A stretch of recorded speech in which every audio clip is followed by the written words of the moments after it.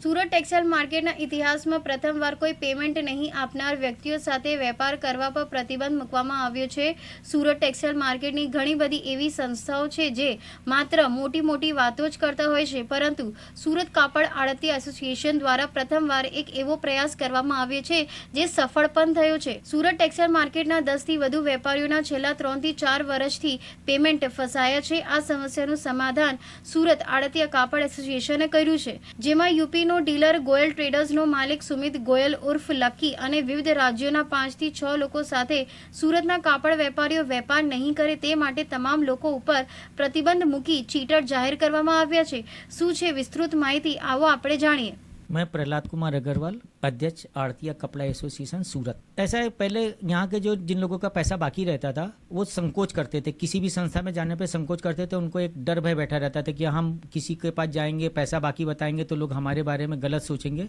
मगर अब लोगों की क्रांति आई है कि जैसे हमारा आड़तिया कपड़ा एसोसिएशन ने विगत जो 6 माह से जो पैसा लोगों का फंसा हुआ है या चीटिंग धोखाधड़ी की है, मेरे पास जो केस आते हैं मैं 90% उनका समाधान करके केस करा देता हूँ। अभी पिछले 6 माह के अंदर मैंने लगभग 6 से 6.5 करोड़ रुपया लोगों का दिलवाया है। और अब लोगों में डर और दहशत फैल गई है कि बाहर के यहाँ के व्यापारी जिनका पैसा बाकी है, अब वो बाहर की मंडियों पे जाके खाली एक ये नाम लेते हैं कि हम आड़तिया कपड़ा एसोसिएशन सूरत में जा रहे हैं आपकी कंप्लेन करने, तो उनका पैसा अब डर भय के मारे आने लग गया है। और हमारा 90% पैसा तो बातचीत और समाधान करने से आ जाता है। उसमें जो कुछ 2-4-5% लोग पैसा नहीं देते हैं या चीटर घोषित हो गए, उनको मैं ब्लैक लिस्ट घोषित कर देता हूँ।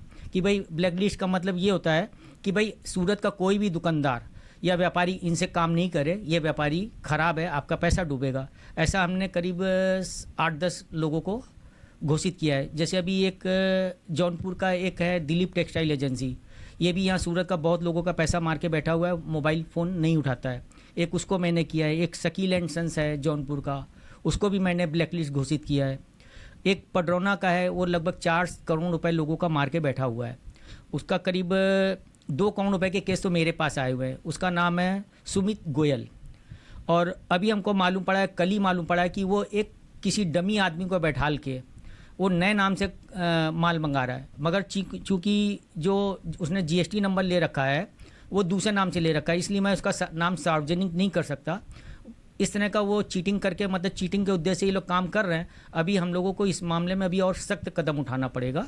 भाई ये देखा जाए तो ये सूरत में अभी एक इतिहास हुआ है कि जो आड़तिया कपड़ा एसोसिएशन ने जो इस टाइप के एक्शन लेने चालू किए हैं, ये आज दिन तक सूरत में पिछले 50 सालों में ऐसा कभी नहीं हुआ है। ये इतिहास ही रचा गया है कि जो हम लोग इस तरह का निर्णय ले रहे हैं, और इसको पूरा बाजार जो 70,000 दुकानें हैं वो इसको बहुत पसंद कर रहे हैं, चाहे आड़तिया हो, चाहे एजेंट हो, चाहे व्यापारी है। तो दहशत का वातावरण तो बन गया है और ये डर भय पैदा हो गया कि आड़तिया से में केस जाएगा तो पैसा देना ही पड़ेगा। व्यापारी को क्या संदेश है?